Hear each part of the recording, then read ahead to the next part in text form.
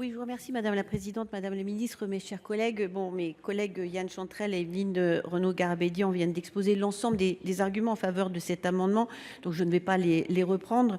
Je crois que cela a été fait avec pas mal de clarté, mais permettez-moi simplement de vous rappeler que si les sénateurs socialistes des Français de l'étranger défendent cette mesure avec constance chaque année, cela a été rappelé, sans jamais avoir été entendus jusqu'à présent, c'est tout simplement parce que nous souhaitons corriger une injustice sociale qui persiste.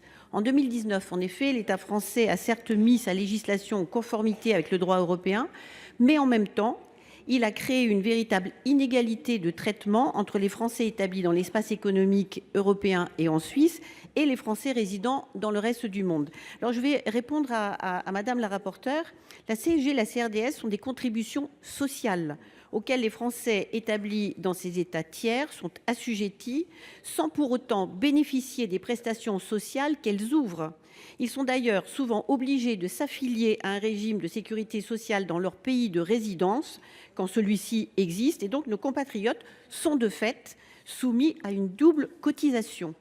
Donc mon groupe a toujours été favorable à ce que tous les Français contribuent à l'effort national, bien évidemment, en fonction de leur capacité, mais ils ont aussi toujours combattu toutes les formes d'inégalité et celle-ci est flagrante.